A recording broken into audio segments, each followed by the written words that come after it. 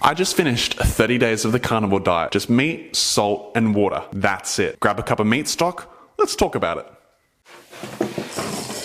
In this video, I'm going to break down a few things, what my diet, my life was like before the carnivore diet, what was happening during the 30 days, my weights, my blood tests, my strength, my energy, skin, bowel movements, what I ate throughout the 30 days, also mistakes that I feel like I made or things that I feel like I did right, what foods I craved, what I missed, the results at the end, like what actually happened to my body positively, are there any negative things that happened, how much it cost, and then also, am I going to continue this beyond the 30 days? What does that look like for me? What does introducing foods look like if that's what I'm choosing to do? It's a bit of a long one, but it should answer all your questions. First of all, let's start with why on earth would I do the carnivore diet for 30 days? Just meat, salt, and water. No fruit, no vegetables, starches, grains, dairy, eggs, tea, coffee, supplements, electrolytes, nada. Not even seasonings. Firstly, we're going to start with my health history. I'll give you a very small snippet because I made a longer video about it on my YouTube channel, which you can go check out, link in description. I'm 33 years old, and you'd think that a 33-year-old would be healthy, especially if you're eating balanced, mostly organic, no junk food. You think I'd be fine, right? Wrong. I was experiencing joint pain, aching body, low energy. My energy would be up and down, but it would be mostly down. I'd feel tired after eating most things. My whole body was itchy on the inside, so I had a lot of candida overgrowth. My gut was inflamed, and I had what you would call leaky gut, or like an increased permeability in the gut lining. My skin would break out whenever I'd eat certain foods, so it would break out up here, along here, and it was like super dryness, flaky, and also red, so mild eczema, which if I didn't do anything about it would have kept getting worse. My food intolerances were so extreme that I could basically only really eat meat, some vegetables or fruit like avocado, cucumber, pumpkin, coconut, broth, and a couple of other things that I wouldn't react to. Fluctuating mood, so, one moment I could be fine and then I could be completely triggered, full of brain fog and just erratic all over the place pretty quickly. So I would be in a trauma response a lot of the time, and it wouldn't take much for it to set off, and it would take a lot for me to get out of it. My nervous system felt fried. I would have palpitations, and I'd have like a heavy left arm sometimes as well, and flushes down there. So yeah, basically I was in this situation where I was desperate and needed to do something about my health. I tried a lot of things over the years to help my body, but nothing I did helped long term. Sure, I'd get a couple of short wins, but then long term things would come back, and it just kept getting worse. For me, I knew that my body was chronically inflamed, and then I needed to do something to basically break this pattern and move myself into health. I'd heard about this thing called the GAPS diet, or gut and psychology syndrome, or gut and physiology syndrome diet, which is basically where you are heavy on meat stocks, animal products, probiotics, fermented foods, and you slowly introduce foods as your gut heals and as you're able to tolerate them. And it had incredible results for people with my symptoms and conditions. I'd given it a go about 4 years ago, but I didn't do it properly, and I ended up just kind of giving up basically. I did start to see some small improvements as I was doing it, but I wasn't doing it properly. I didn't really have the support system, and I had a lot going on in my life. It's weird. I knew that's what I needed to do to heal my body, but I just gave up. I became so resigned and cynical. 4 years later in 2022, I'm seeing all these shorts, these YouTube videos, TikToks, Reels of Mikhaila Peterson, who had healed her body using the Lion diet, which is a very strict carnivore diet, just beef, salt, and water, or ruminant animal, salt, and water. And her dad, Jordan Peterson, had some incredible results in it. I was seeing Carnivore MD, Paul Saladino's videos about the animal-based diet, and I'd just seen all these people that were reversing things that I had been experiencing. The real thing was just seeing Mikhaila's autoimmune results, and I was like, you know what?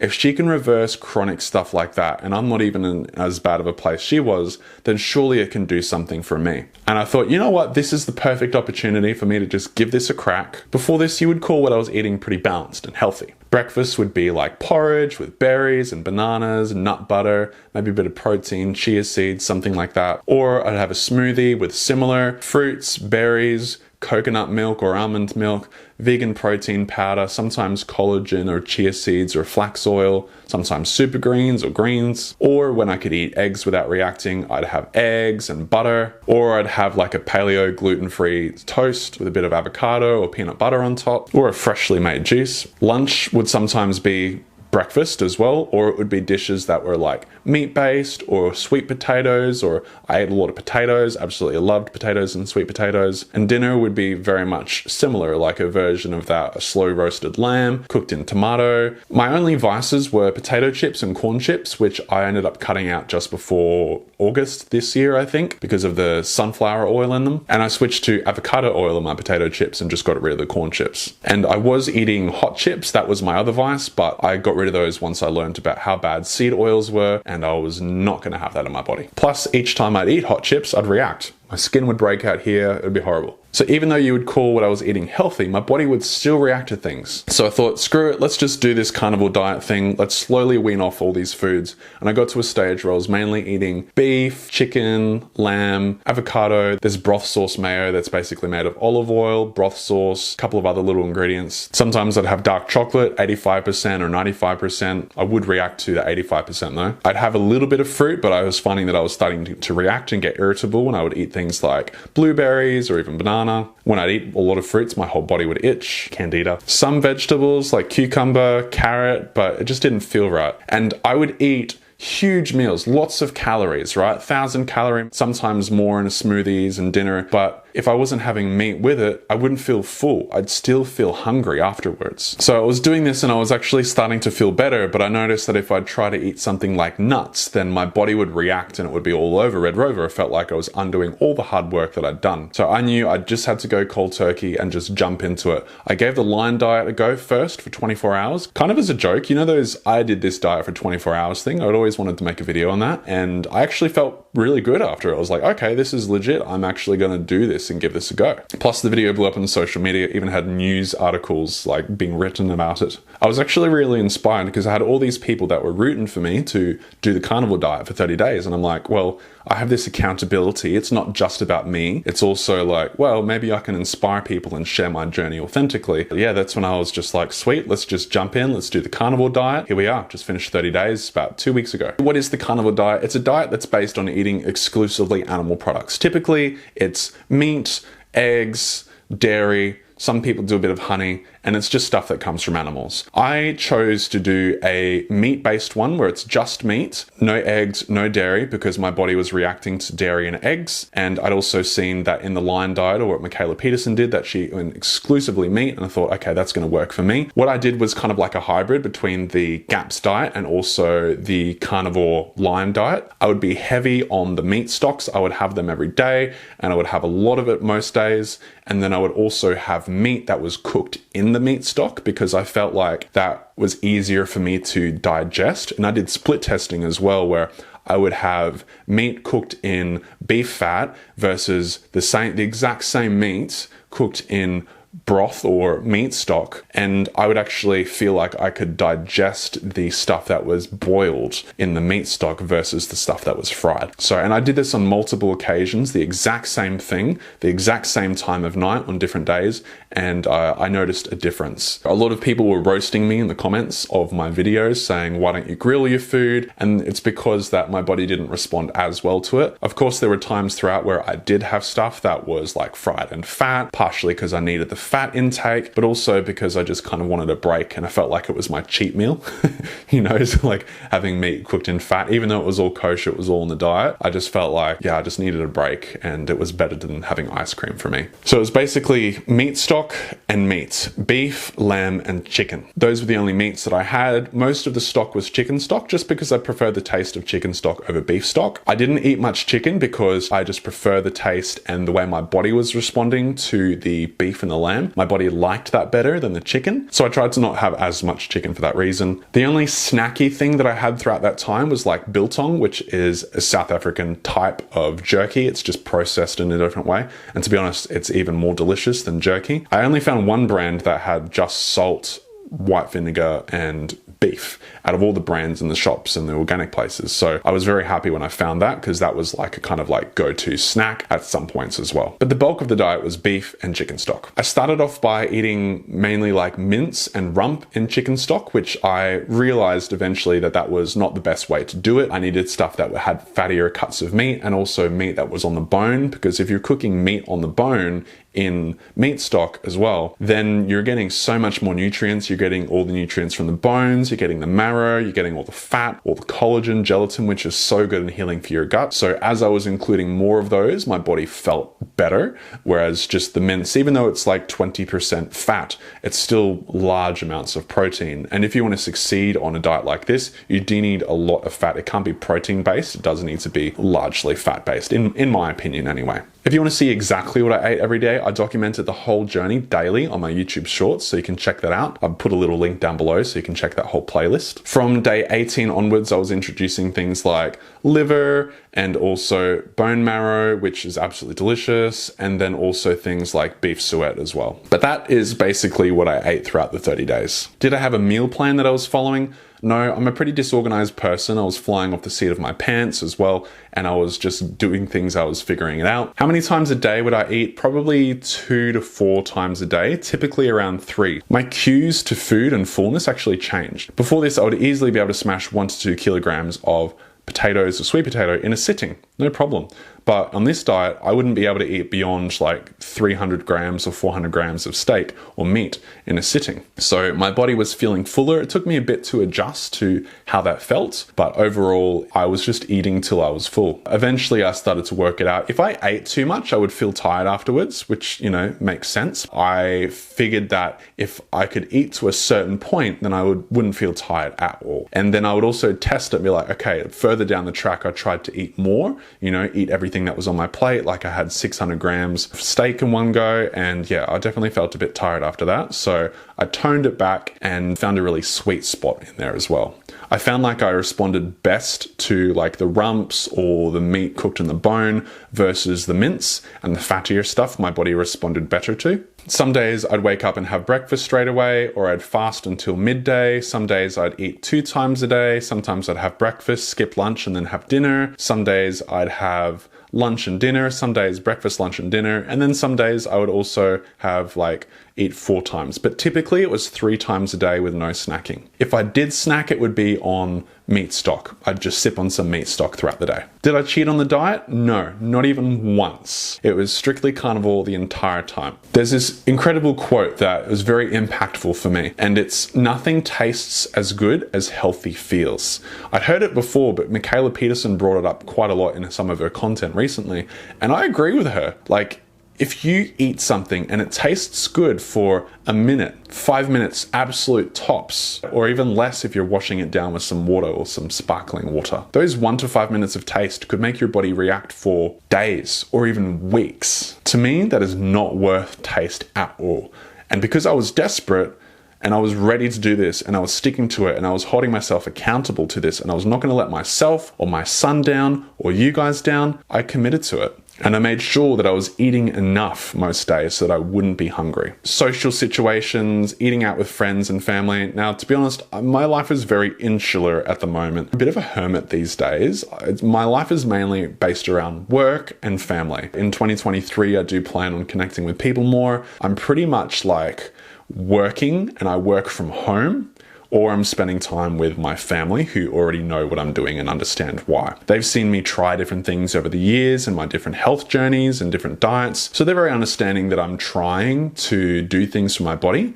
As long as you're not being dogmatic and trying to tell them that that's what they need to do, and you're just look, you just give them hard facts, don't be emotional about it. You just say, hey, look, I've really been struggling with my health and I'm giving this a crack. I'm giving this a go. So I'm going to be really strict with it. Sorry, I can't eat what you're having for Christmas. I have to eat this special diet. Otherwise my body reacts in these certain ways. So I'm giving it a go. If it doesn't work, I'll change, or if it does work, I'll keep going. You just be really neutral about it, and they're fine and they're understanding. I learned how to be like this from my militant dogmatic vegan days, when I would try and force my agenda onto my family and make them wrong for not eating my way of eating, and even also making people wrong for not eating organic. I've been that guy and not that guy anymore. I've learned I want to be be inclusive and connected rather than push people away, if you know what I mean. I did have Christmas exclusively carnivore, so that video is going up on my channel soon. When it is, I'll link it down in the description down below. And yeah, my family was very understanding. I did have to explain a bit more of why at 33 years old that I eat healthy and mostly organic, that I'm experiencing these health problems, and they were really open. So if you're just open with the people in your life and just share with them honestly about what you're doing, it'll be fine. And if they're not supportive, then get them out of your life. No, but just be around people that are really going to support you. They're the only types of people I surround myself around now these days. Life is too short to be around people that don't support you and want to see you win, like seriously. And you're eating for you, like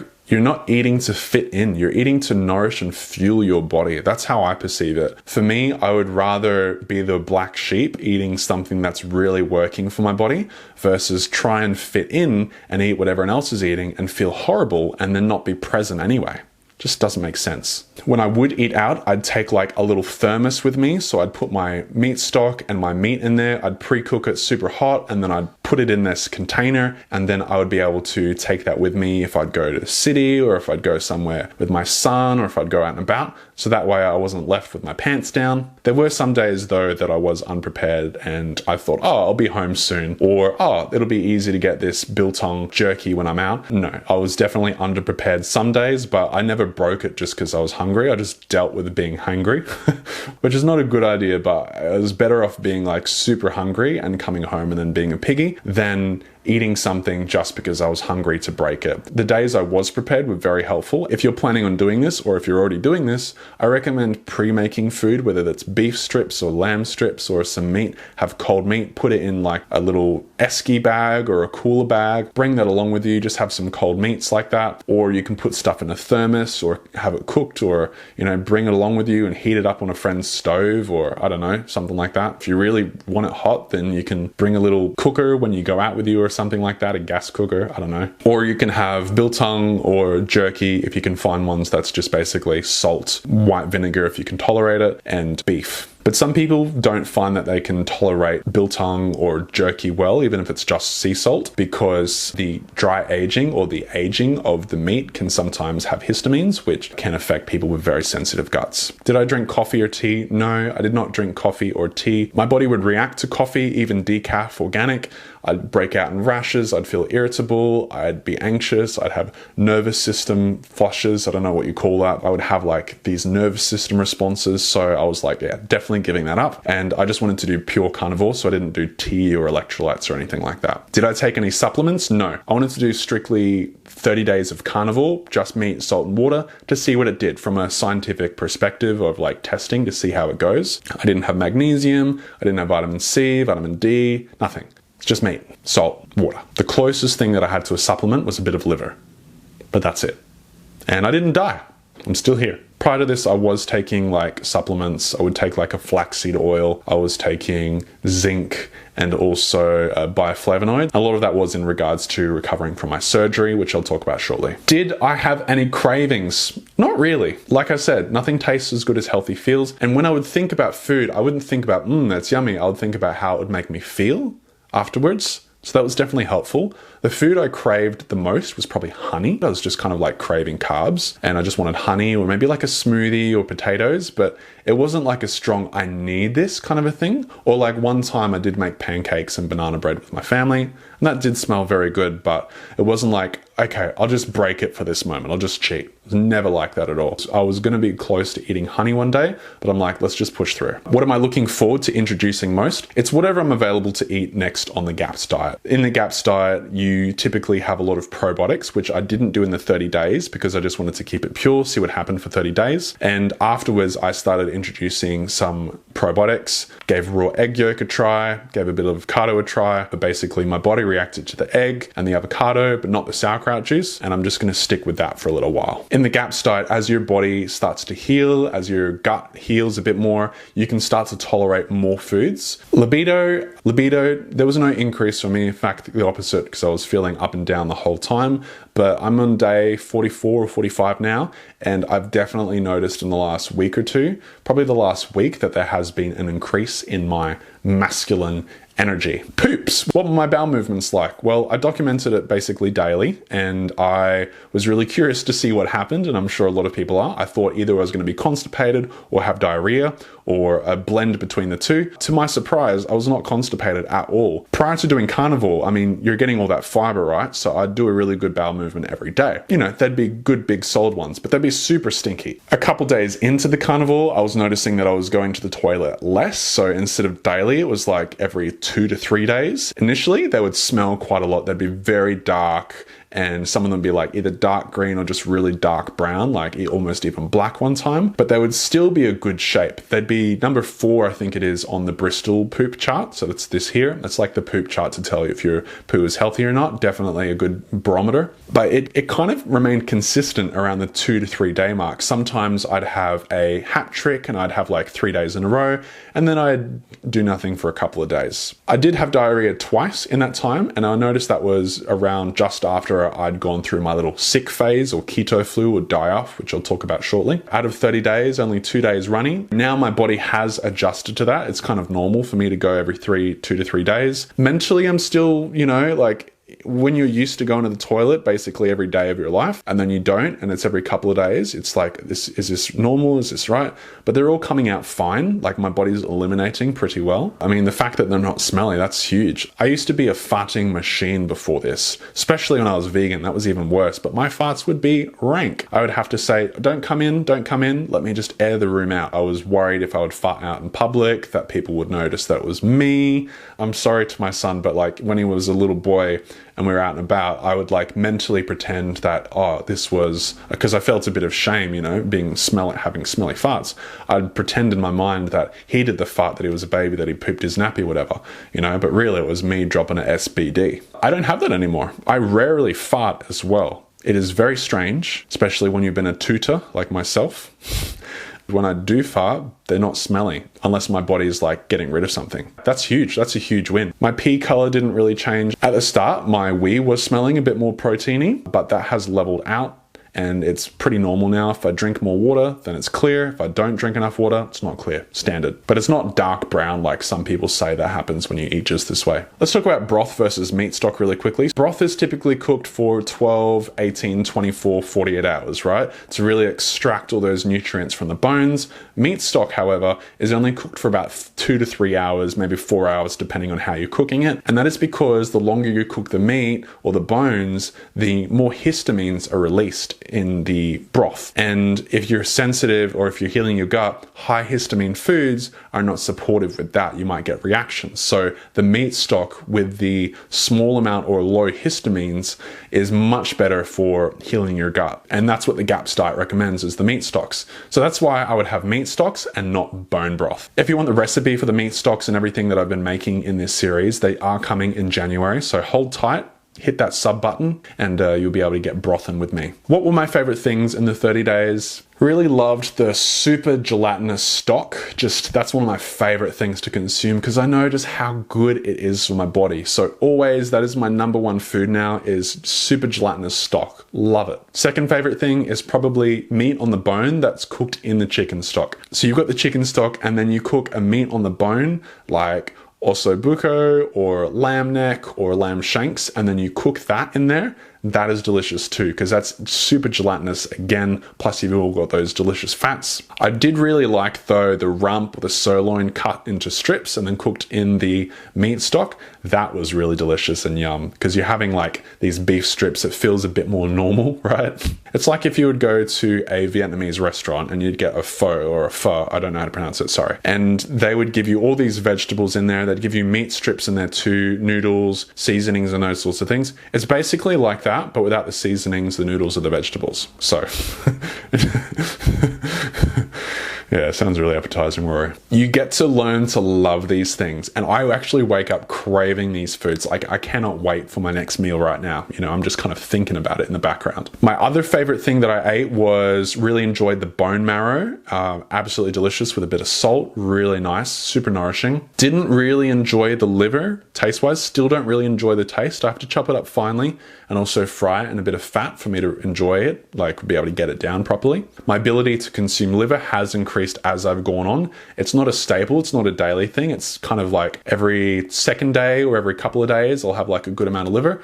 But yeah, it's not my favorite yet. I haven't tried kidney or heart or anything like that. Not game yet, but eventually I'll give it a crack. I loved cooking up strips of rump or sirloin in a bit of beef suet or fat. That was really delicious too. And after I finished the 30 days, I actually had this delicious Wagyu cooked in duck fat, and that was really nice. That was just like a delicacy. My least favorite meal, probably the mince. After a while, I was like, you know what? Like now I'm just like, if I can avoid it, ideally.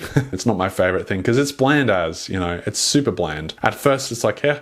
But now, it's like I just want to stick with the stuff that is fattier and does taste a bit nicer. I do keep eating it, but it's just not my preference. Like this morning I had it, It is better though when you do have mince cooked in like beef fat or suet, or if you mix it with a bit of marrow, that is really nice. Did my sleep change? How did it affect my sleep? So I did mention in the 24-hour Did the Lion Diet video that my sleep improved in that 24-hour period. Because I also have clients and work and have family and was doing this diet, I had to do all of these videos outside of that time. So I'd film them and then I'd edit them, and my videos would take a couple hours each to make. Some would take a very long time, some would be shorter. And so I was burning the candle at both ends initially for the first week because I was trying to get them out daily, right? So some nights I would sleep 5 hours, some nights 4, which was ridiculous. And then I'd have to get up and parent or work. That was not good for my body. And eventually I was like, why am I doing this? This is not what I set out. I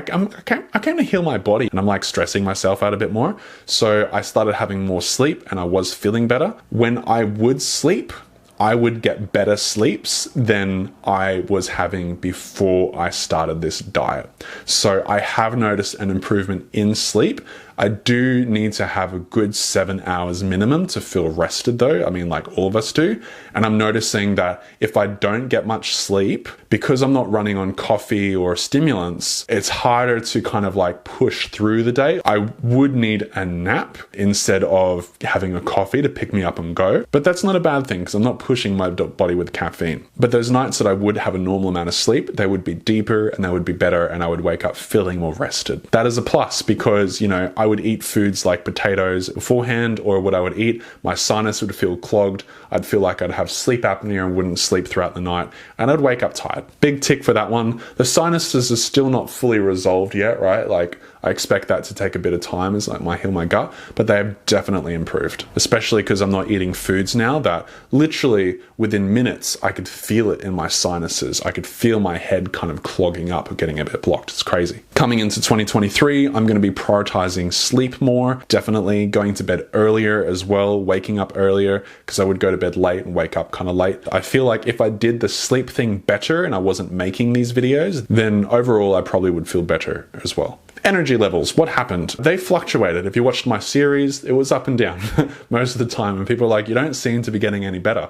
Well, look, if you've had a decade of up and down energy, mostly low energy, I don't expect things to change within a 30-day period, right? And especially if your body's detoxing, adjusting to a new way of eating and a new fuel source, like going from eating carbs to literally no carbs for 44 days or whatever now. Bit of an adjustment. I feel like now at day 44, 45, in this last week, my energy is really solid. Like it's the best that it's been even for months and months and months. Like my energy is solid now. And this is only like 6 weeks in, so I'm sure it's just going to get better. If I would have gotten better sleep, then yeah, definitely I would have had more energy throughout. But I was like, I work from home and I basically set my own hours as long as I get the job done. It doesn't really matter when I work as long as it gets done. So I would take little naps midday, which was really helpful.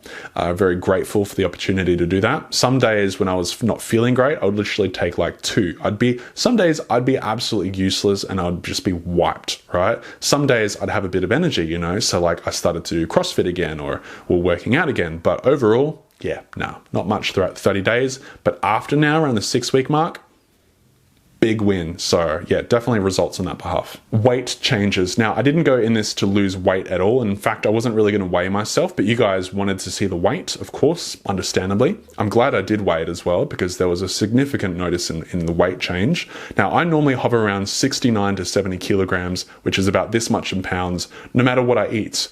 unless I'm lifting. The heaviest that I've gotten to, and that's because I was going to CrossFit and personal training 4 times a week back in 2016.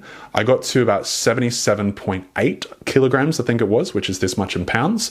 And I was eating exclusively plant-based at that time. Lots of peanut butter, lots of protein, lots of carbs. I was just loading up on the calories. So yeah, I was, I looked pretty good. I didn't feel good on the inside, but I looked pretty good. And that's what matters, right? It's looking good, right? That's kind of like my ideal weight is 75, 77. But if I don't do anything, then I hover around the 70 mark. Like, I've never had weight problems with being overweight or having extra weight. If anything, I've always been a little bit on the thin side. That's probably because of my gut situation. I started this around 69.1 kilograms. I did weigh myself on day 3, so that was a mistake. I should have done it on day 1. So I'm sure that I lost maybe like 500 grams or a kilo or something like that, but it would have been around 70 from memory. I think about a week or 2 beforehand, it was about 70. 69.1 was like my kind of like official starting weight. When I weighed myself on day 31, I had dropped 4.6 kilograms, which is this much in pounds. Yeah, I was kind of shocked, but also not shocked because, I'm not eating any carbs. My body, I wasn't having electrolytes, so I lost a lot of water weight. Sure, I lost a lot of fat as well. I wasn't really feeling comfortable at first. I was kind of worried because I had an eating disorder years ago, right? Where I was just, really finicky and fanatical about food because I'd react to everything, so I wouldn't eat anything. And I got super low in weight, like 63 kilos or less, I think. And I was worried that I was going backwards that way. So I was like trying to eat lots of fat and everything. And after I figured it out, and then I was like, hang on, maybe this is actually okay. And then I was reading some articles about the GAPS diet, and they were talking about how when you remove things like carbohydrates, specifically like refined or processed, that your body can go down to what its natural weight is because you're losing water weight or you're losing fat. And while I wasn't eating refined carbohydrates or processed stuff beforehand, I was eating a lot of carbs. So I feel like my body was kind of moving down to perhaps what is called like a natural weight. And it also reveals the state or level of your health is at, apparently, where, if you're malnourished, then you're going to naturally be skinny. You won't have this mask of weight or water weight over the top of you. And I was like, that makes sense because, yeah, my gut's been wrecked for ages. And so this is maybe my natural weight, as maybe a 65 is my natural weight. Yeah, so at that point, I just let go and I just trusted the process. If I had have been lifting weights throughout this time, I know that my weight would have increased or stayed around the same. Maybe I just would have lost a fat and gained a bit of muscle, but I didn't do really much working out or fitness, and I'll explain why shortly. But now after the 30 days, so 2 weeks later, I'm at about 68 kilos. So I've gained about 2.5 in the last 2 weeks. And I feel like that is because I've been eating a lot more fat calories, and I've also started moving my body a bit more. Or I'm getting fat. That's the other option, but I don't think that's the case.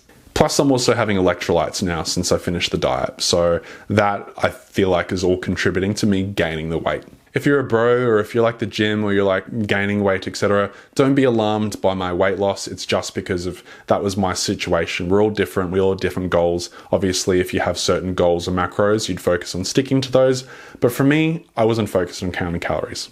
It was just eating till I was full. Which kind of answers the next question. Did I count calories? No, I just ate till I was full. Towards the end, I had eating more fats in mind for the caloric content. I wasn't really counting like one little piece of beef liver, 1 tablespoon of fat. Oh, that's too much. Or oh, we got to add more. I was just kind of cruising, eating till I was full, keeping in mind the fat, but not going overboard. Now, afterwards, I do have a stronger focus on macros, on eating more fat. But again, I'm not counting calories. Just as long as I'm reaching my goals, which is feeling better on the inside. A lot of people will do this diet for different reasons.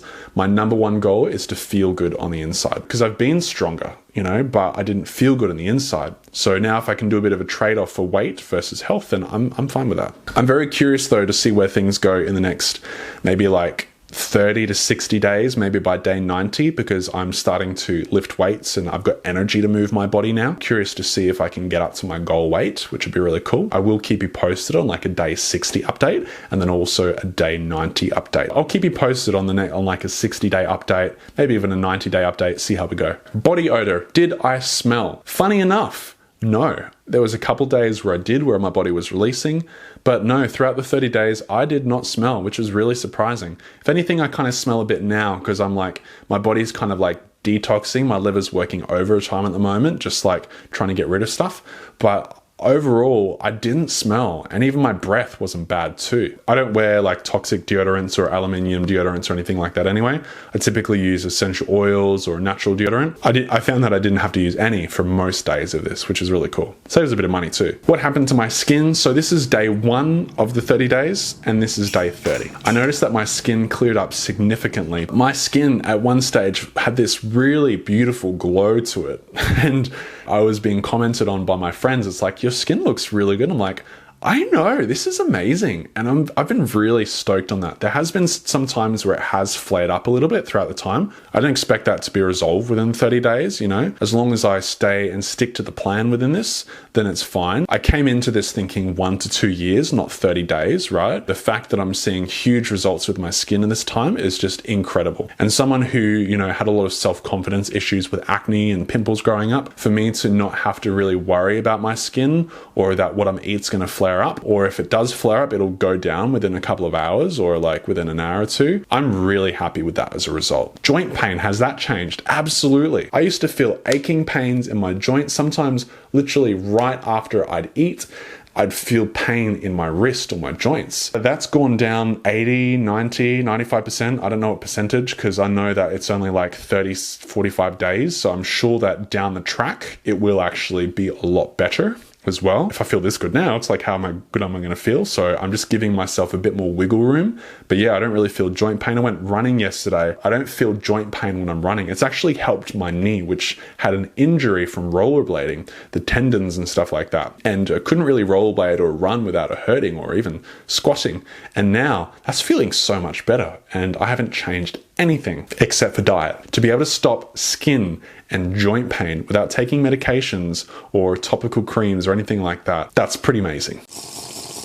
This video is brought to you by today's sponsor, absolutely nobody. I do not have any sponsors on this video, but I do have a really cool newsletter, which I think you're gonna love. So join the weekly digest, be one of the first to know about all sorts of cool things and updates that you won't be getting elsewhere. Was eating enjoyable or was it a chore? I wouldn't use the word chore, but I would just use the word necessity. My perspective on eating for enjoyment changed. It was less about taste and it was more about nourishing. For me now, eating is about nourishment, and I am excited to eat because I know that that's going to nourish me, versus I'm excited to eat, but I'm worried about how I'm going to feel, which is not really pure enjoyment. So now I do enjoy what I eat. Just had a broth right now. I was very excited to have my little jelly broth. I'm excited to have lunch, which will probably be some sort of rump cooked in meat stock. What about fish? No, I haven't eaten fish, nor do I really desire to for a long time. It's hard to source good fish because most fish has microplastics and heavy metals in there. I haven't researched into a reliable source of fish or fish oil. The fish that is in the organic shops is very expensive in comparison to beef. So economically, financially wise, it doesn't make sense for me to have fish. Pork as well. I have not been eating pork. I do love bacon very much. It's one of my favorite things to eat. I will eventually introduce it down the track. I just don't consider it to be a healing food because pork is not a ruminant animal. It is an animal that eats a lot of scraps and things like that. I see it as more of a treat, in my opinion, but that's just my perspective. People will think very differently about that. Eventually I will, but that will be more exclusively for taste rather than for health. But I will probably be introducing that sometime in 2023, just not sure when. Have my taste buds changed? That's a good question. I think my desire for what I'm eating has changed. And also, yeah, I guess taste buds have changed as well, because I started introducing a bit of sauerkraut juice, and boy oh boy, a teaspoon of that was like the sweetest thing I'd ever tasted. It was incredible. It sounds so weird, but it really was. I think that the next thing that I introduce that actually has flavor, I feel like will taste quite delicious, because when you have only been eating one specific thing, your taste buds do become heightened. For example, I was at Christmas with one of my nieces, and she had like potato chips on her hands and she tried to push some into my face, but I had to you know, I closed my mouth and there was a little bit of potato chip, the fat and the flavor on my lips, and it was intense. It was almost like an addictive kind of like dopamine kind of thing on my lips, and I rinsed it off because I just didn't want to feel that. But yeah, it's very heightened my taste now. I'm sure that once I start incorporating vegetables or fruit, that I will literally be able to taste exactly what the farmer was thinking when he was picking it. How much salt did you use? So I used a lot of salt because I wasn't having electrolytes. I typically love a lot of salt anyway. I use Himalayan or Celtic sea salt, or there's like a pickling salt that has no heavy metals here, which is a really good one. It's just a little bit more expensive than sea salt. I would generously put salt on my stuff, not to the point where it was over salty, but just enough. And I would also drink salt in my water quite a lot as well. Emotions and mood, what happened to those? So before this, my emotional state, I would say, is like this. Bit up and down, very easily triggerable, kind of constantly caught in this trauma-free state, and something would trigger me. It could be small, it could be something from my son, could be something work or personal, or something that was said, or something that was kind of out of my control. And I would freeze, I would feel very stressed, I would feel angry, I'd be irritable, and I wouldn't feel very grounded, and my mood would fluctuate quite a lot. Like, you know, I was told that it was becoming very unpleasant at times being around me, which is not a nice thing to hear from people that you love. And I've noticed that since I've been eating this way, especially towards the last weeks and even recently more so now, my mood has balanced out. I'm so much more stable, probably the most stable I've ever been in my life. And also mentally as well, like the mental health things. I feel a lot more mentally stable. I feel a lot more mental focus and clarity. I feel more drive. I feel a stronger work ethic. It feels like a bit of this veil of anxiety or depression has been lifting off. I didn't experience like clinical, like really heavy depression just before this 30 days started, but I did feel down, and I just had a lot of low self-confidence, low self-worth, etc., etc. And I felt like that has been building up quite a lot through the process. My self-worth has increased, my self-confidence, my self-love, like I really love and appreciate myself a lot more. I don't know if it's specifically only related to the diet. I'm not sure if it's a combination of the diet and also the fact that my dream career of being a content creator is finally starting to happen. I'm not sure if it's a combination of both of those things or individual, but I'm sure they both contribute. To be moving into a career path that I've always wanted and to be doing that, I think that has also increased my mental health and happiness. 2023, the goal is to be doing this full time, which would be absolutely incredible. I haven't been officially diagnosed as ADHD, but I have definitely been that way, match all the symptoms, have tried to be diagnosed multiple times, but never made it to the second appointment because I've been absolutely dreadful at finishing things. And now I'm noticing that those symptoms and experiences, it's taken the edge off a little bit. Sure, I'm a bit all over the place sometimes still, but definitely helping. And the book, the GAPS Diet book, was actually written initially for things like ADHD, anxiety, depression, autism, schizophrenia. That's the core principles of that diet. And then they also realized that, oh, this is actually really working for physical conditions like asthma, allergies, food intolerances, autoimmune, joint pain, etc. So it is actually a very strong brain healing diet because there's a gut-brain connection that's very strong. I wasn't going into it to do that as a focus. I just wanted to feel good in my body. But that has actually been massively benefiting me mentally. I'm really stoked. And this is only day 45 in, and I've not even really begun to do the deep work. I feel it's very superficial, the work that's been happening in my body. And I also feel more present in my body. I also feel more present in life, which is very necessary for many reasons, obviously. But also as a father, I feel more present and connected as a father. That's an amazing side benefit as well. Shopping lists and recipes coming soon. Stick around, hit that subscribe button and notification bell because there's stacks coming up in January. I'm just going to load you guys up with some good stuff. Did I get sick of the smell and taste of meat? There was like a couple days there where I was like, oh man, meat again. I just want to be free of this. And then I got over it. It just like disappeared after a couple of days. Went through phases. I'm sure I'll hit there again where I'll be like, oh man, I just want something else. Overall, surprisingly, like 3 days out of 30 or 4 days out of 30, that's pretty good. Can I eat rare, medium rare beef? I actually don't like rare or medium rare. I like my stuff medium well and well done. Don't come after me, all right? It's a personal preference. But if you're cooking stuff in meat stock,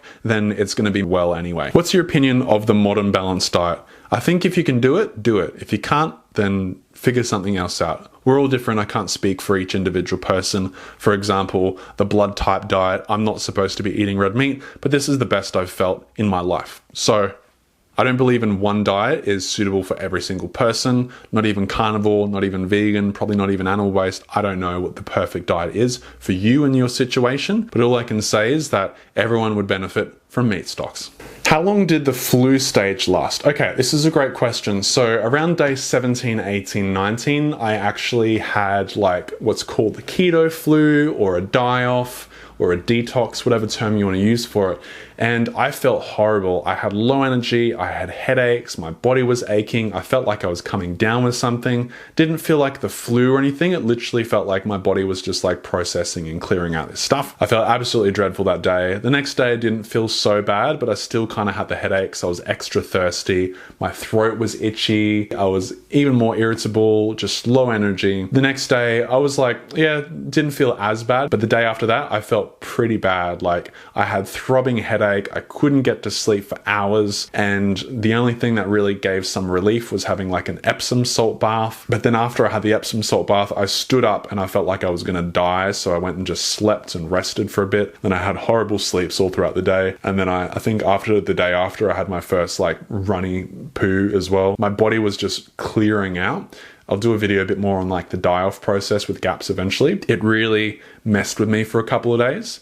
And people are like, oh, you've got COVID or this and that. And like, I've had that, and it was definitely not the same thing. I got through that eventually, and then I did not get sick after that point. I'm curious to see where it goes long-term, right? Because I'm someone that probably gets maybe like the flu or something like that once or twice a year. I mean, the idea is to have none of that, but yeah. So that was a pretty intense couple of days. And then it probably took me like a week to properly recover from that. Also, when I checked my ears, when I was during this detox period, it was like black, like super black, super dark. There was a lot in there. Never seen it like that before. So yeah, stuff was definitely clearing from my body. But yeah, what I wish I would have done differently was I wish I would have had more Epsom salt baths, and also my enema kit. I wish I got that earlier so that I could just have a couple of enemas to just help release those toxins through the body. And this is a very common thing that happens. For some people, they'll feel worse at like the 1 week mark, some of the 3 week mark, 4 weeks, 6 week. It happens at different stages for people. Some people don't really experience it all. It just depends on the state of your body. Of course, if you're doing this, make sure you're working with a practitioner or something like that.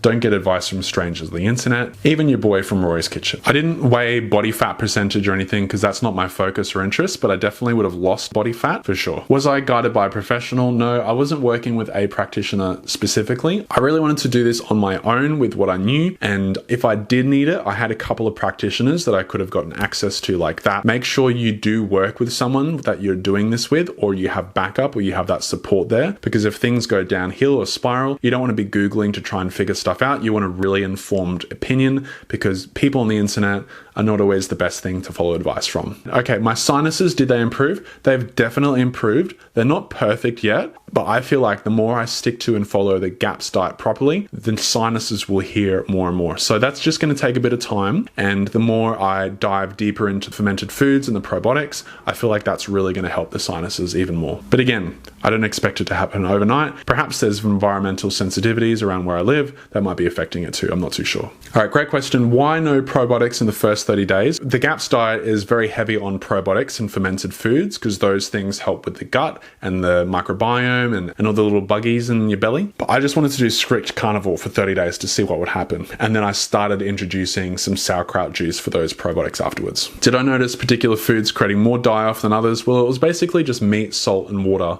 So I think the broth was creating more die-off than anything else. Let's talk about fitness. I didn't really work out in the 30 days or really do anything. Reason being is on the 1st of November, 2 weeks before I started this diet thingy, is I had wrist surgery. I actually got a metal plate removed from my wrist. 2 years ago, I broke my wrist rollerblading. I was grinding down a rail, and it was something that I've done before many times, but I just fell, splattered right on my wrist, and got a metal plate put in to help with my fracture. And the metal plate was bothering me, and they said that long term it could affect my tendons. I'm like, I don't want tendonitis when I'm 60, but overall I just didn't like having it in there. So I was like, let's get rid of it. Got rid of it, and I was still in recovery when the time I started this diet. I think I'd just come off painkillers as well as I was having multiple paracetamol and ibuprofen per day. Just as I started this diet, I came off those, but I couldn't really do anything with my wrist, and I was pretty sedentary. I didn't have much energy. So I was coming out of surgery and recovery, and I didn't have the energy, and I was told that no, you can't lift anything for a while. I was just taking it easy, and to be honest, I didn't really have the energy to even walk or run some days. In the whole time, I think I went on 1 or 2 runs, and they were just little jogs, nothing serious.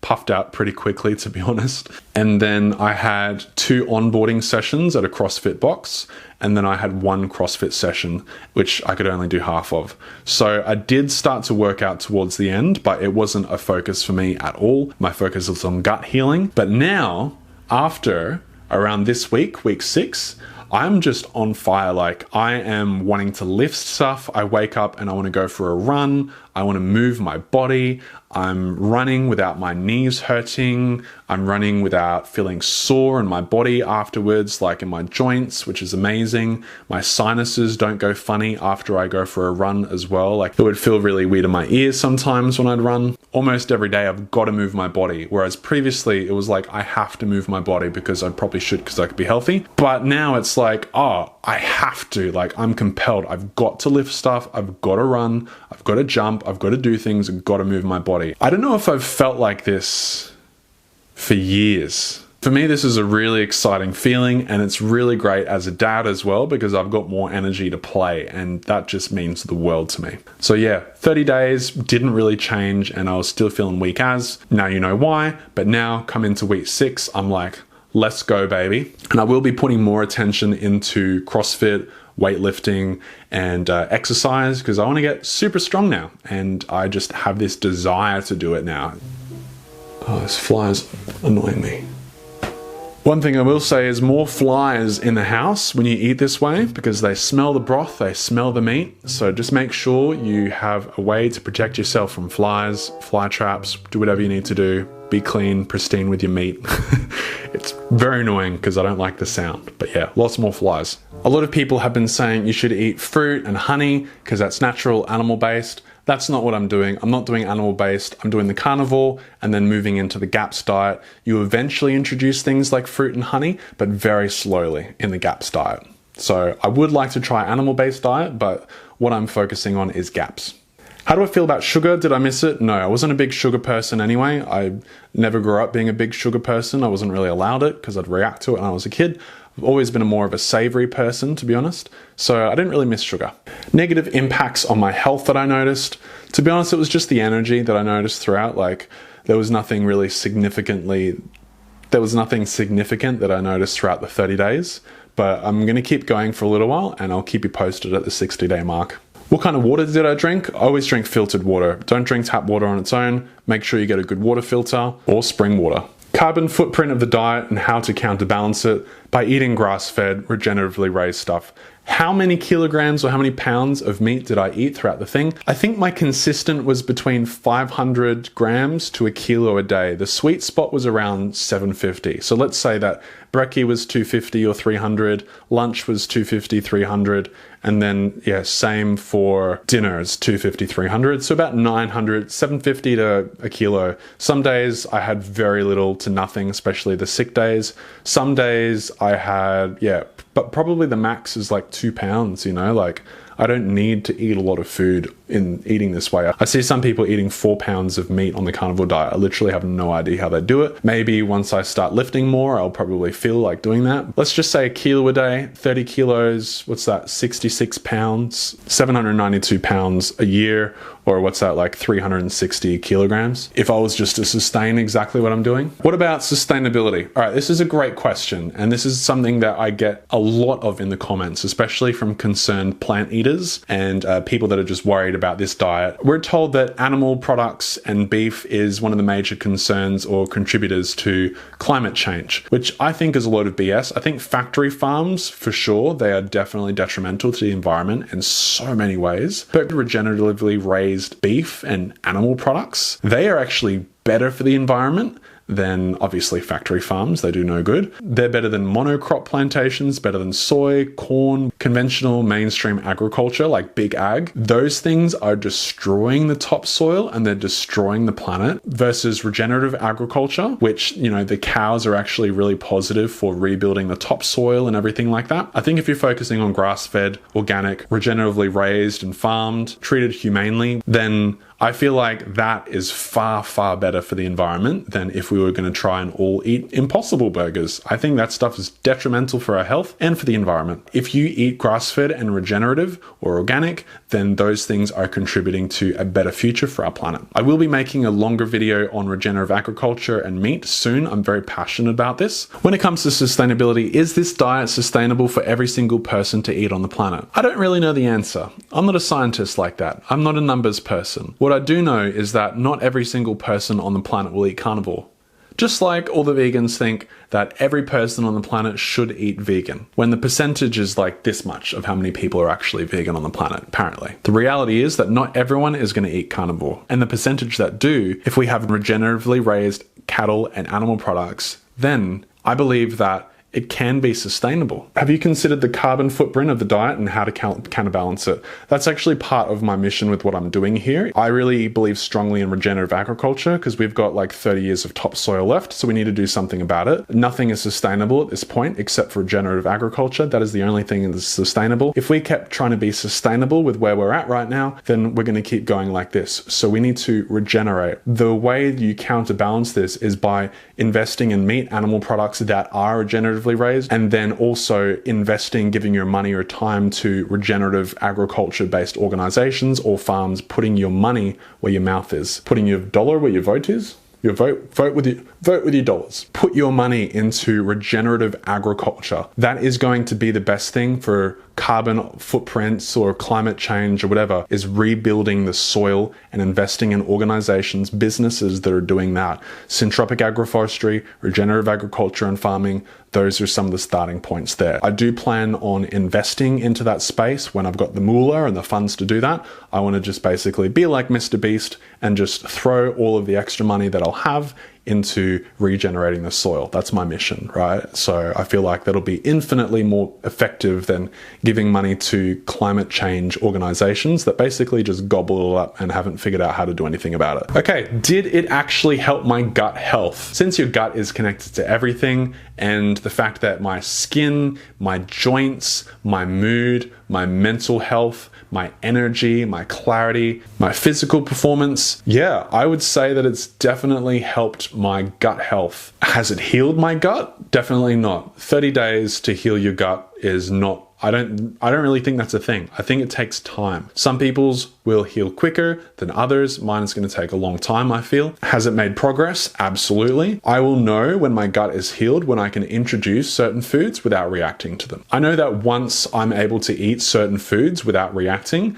that my gut will have healed. And this will take time. It could take a year, could take 2 years, could take months. Whatever it is, I'm here for it and I'm totally okay with that. And the fact that my gut has reacted to some of the foods that I've introduced has shown me that there's still a long way to go. And I'm just taking it one day, one step, one meat sock at a time. What I didn't like about the 30 days, the lack of sleep. I think I'll blend this into mistakes I made as well. I wish that I would have done meal planning more from the beginning. I typically don't really meal plan. I just eat whatever I want or feel. I'm like, oh, cool, this is what I feel like, so I'll make this now because I love cooking. And I don't really meal plan or prep a lot. It's probably a bad idea. I wish I had more meat stock in the fridge. I wish I spent more time eating things that were like meat on the bone rather than mince, more fats earlier on. Having electrolytes earlier on. So instead of waiting to introduce electrolytes after the 30 days, I probably would have had them every couple of days just to help with that. And apparently that really helps with the first 30 days and your body adjusting because you're not getting the electrolytes that you normally would from vegetables or fruit beforehand. Your body's adjusting. So yeah, I think that would have been very helpful. If I wasn't making daily videos about it, or if I was doing this full time and making videos full time, then that would have made it a lot easier because I had to spend hours hours in the evening making the videos after work and parenting, etc., etc. So that would have definitely made it easier. Or I would have changed the way that I do my content and schedule. But again, I take nothing back for that because we've just grown astronomically in the past couple of weeks, which I'm incredibly grateful for. I think prioritizing sleep, again, I'll just say that.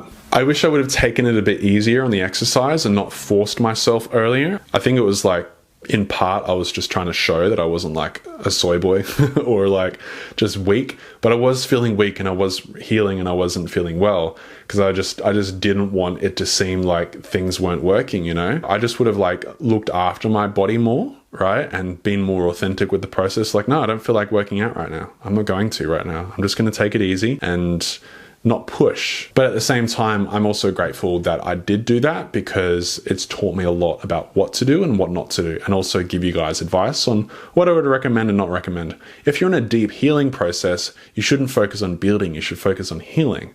And then once you've done that healing process, then the building comes after. I would have done less meat cooked in fat and just focused on boiled meats for the entire time.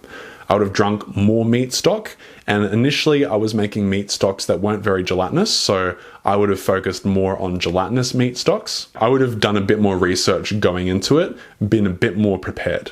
But having said that, now that I know what to prepare for and do, I will make a video for you guys on exactly everything that I would do to recommend if you were wanting to do a similar thing too. Oh yeah, and being more prepared for my food when I was going out and about. Absolutely. I think that's it in terms of like mistakes I made.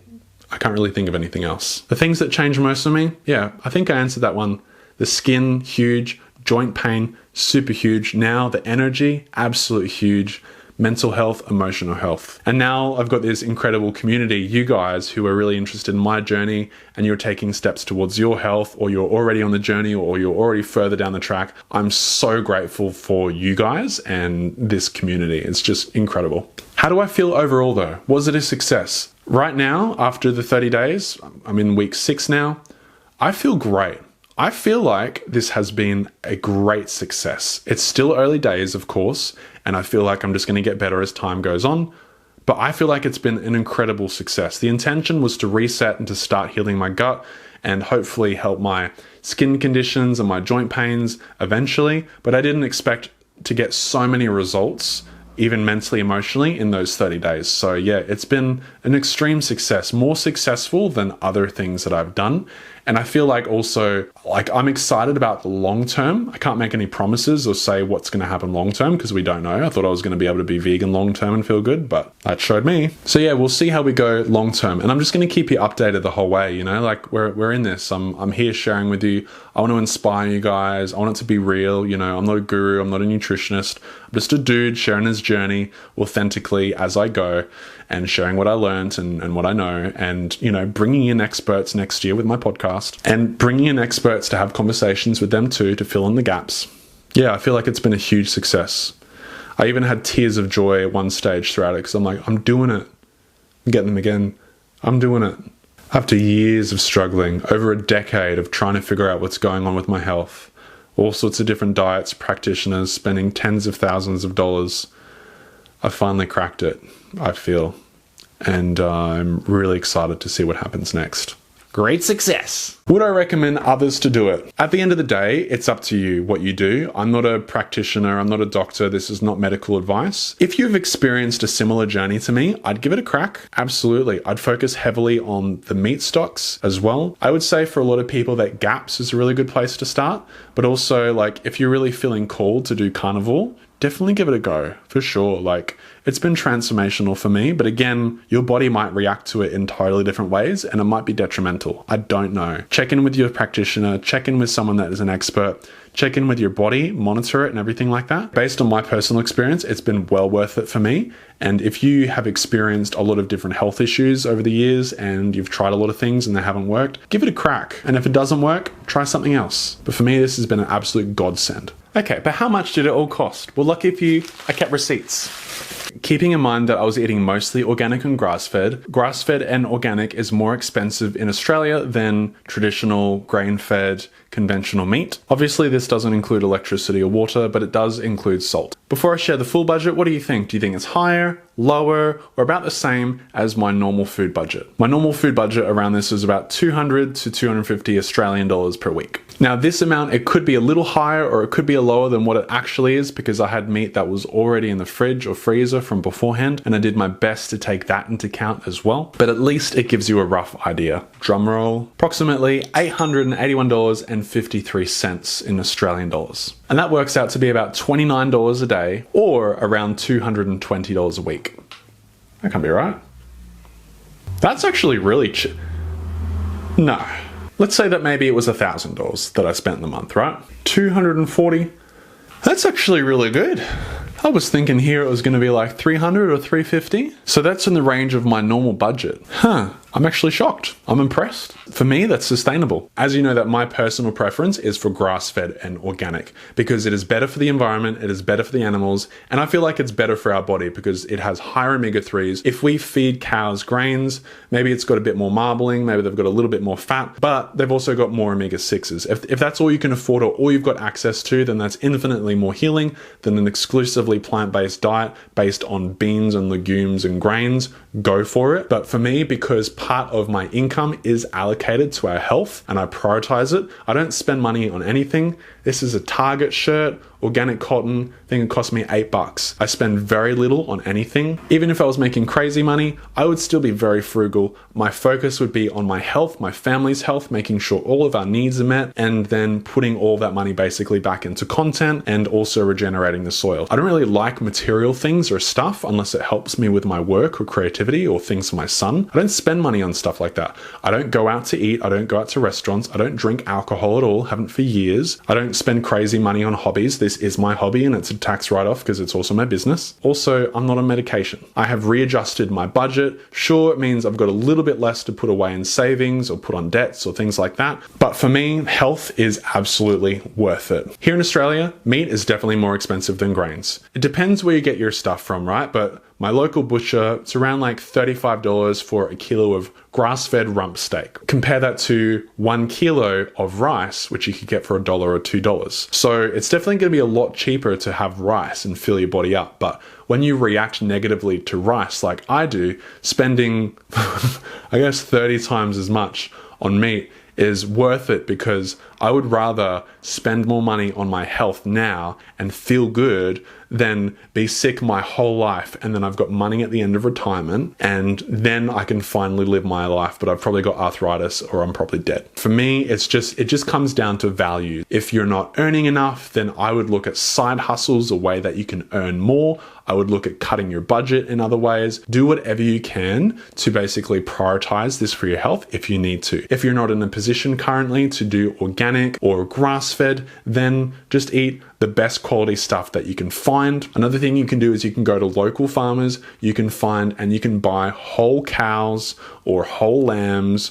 or whole whatever animals, and you can get that for cheaper and you can buy in bulk. You can freeze a stack of it and then that's going to be cheaper than normal. You can buy cows with friends so you can all go in together to get all these different cuts of meat. There's lots of really creative ways that you can actually make this cheaper for yourself. And this is something that I will make a video and a blog post on for sure. At the start, I was just going to my local butcher, getting the rump and the mince from there. And there was also chicken frames at an organic place nearby. So that's what I was doing. But then I found a really great place and I started ordering from them and the quality was really good. And it was just get delivered to my door on a Friday, I think it was. That's where I got my liver, my chicken feet, and all this yummy stuff that I've been eating. And I noticed a difference in quality and taste. I'm hypersensitive to things, so I notice stuff more than probably a lot of other people, but I definitely noticed the way I felt and also the taste is better when you're getting good organic and grass-fed versus just stuff in the butcher. If you just do a bit of a search around your area,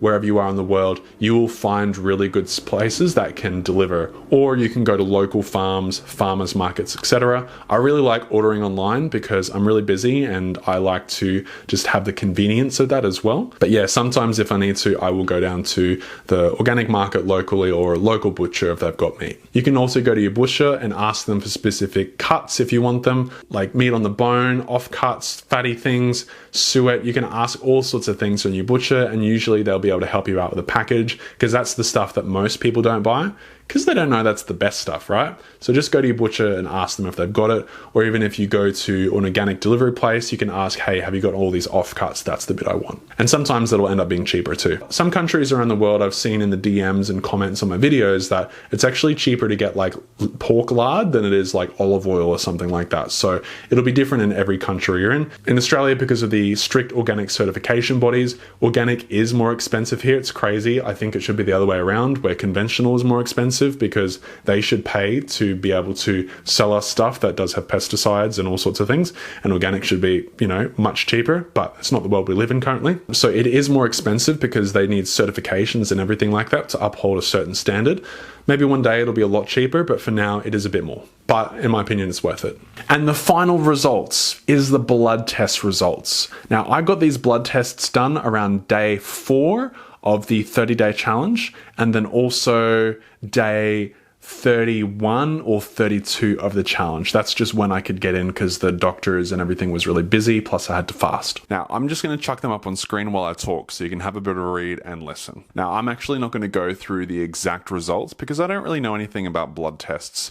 What I will be doing is getting an expert on board in a YouTube video coming up very shortly, and they are going to be breaking down the blood test results and everything like that, so you can get a bit of a better idea. So sorry, I just don't really know much about this sort of thing. It's not my forte. The things that are green are the things that have increased, things that are red are the things that are decreased. So have a bit of a read. If you know about what's going on here, feel free to comment down below, but otherwise there'll be a YouTube video coming up super soon. Please stay tuned for that one, and when that is live, I will be linking it up in the description down below. Okay, the last two things is 1, have I been reintroducing foods since the 30 days, and what have they been? I gave you a little sneak peek. The first thing I reintroduced was raw egg yolk, and it was half of a raw egg yolk. I added it into my broth. It was very strong taste, especially after meat only for 30 days. And I noticed instantly I felt like a bit of heaviness kind of descended down on my head, if that makes sense. And my skin actually broke out here and then here too. So it was just flaky. It wasn't super red, but I felt tired afterwards, and I actually ended up having a nap. I was like, you know what? I'm just gonna leave eggs for a while. The second thing I tried was avocado, but I had a teaspoon of avocado. It was absolutely delicious, I'll tell you now, but I felt like it wasn't quite right, if that makes sense. It didn't feel like it was quite right, so I decided, you know what?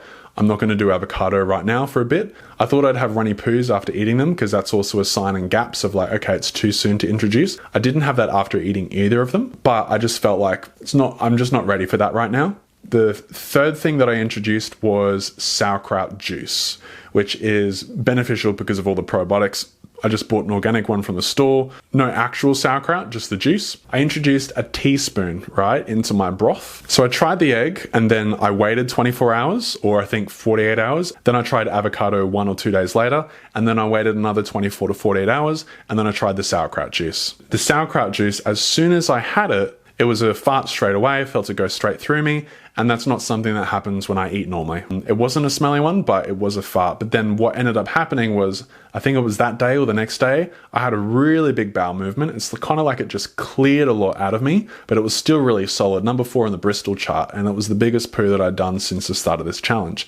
And I noticed that that sauerkraut juice has actually helped me with bowel movements. It's still every 2 to 3 days, but a lot more comes out now. So I've stuck with that. I'm having about 3 tablespoons of that a day now. Supplements wise, I did introduce electrolytes, which have been really great. I've noticed that I have been thirsty less. My thirst was a lot stronger before, and it couldn't really be quenched as much. But now I feel like my thirst is a bit more quenchable, if that makes sense. I got an unflavored one. It was just pure electrolytes. It was just absolutely rank the first time I had it, but then the second and third time, and even now, it tastes fine. Like, it's pretty neutral for me now. So obviously my body was deficient or needed it or something like that. So those are the foods that I have introduced. Still basically carnivore minus probiotics. I guess that kind of answers what's next, right? So I'm going to keep slowly introducing things as I can, but I'm probably going to wait a couple weeks before I try avocado again. I'm definitely not trying dairy in the next 2 weeks, but when I do start to try and introduce dairy, it will be apparently you make a homemade yogurt and you slowly introduce kefir or things like that. I'm typically intolerant to dairy, so I don't know how I'm going to go. I might just stick with the sauerkraut, but I will keep you posted on exactly what I'm introducing and when. But for now, I'd say it's animal-based is the go for me, and it seems to be working well, and I'm very happy about that. In conclusion, this has been the most transformational thing I've ever done for my body in all the years I've been trying, and I cannot wait to see what happens next. If there are questions I didn't answer, please drop them down below, and I will see you in the next video, which is this one here, and I think you'll really like it. And also subscribe, please, and okay, bye.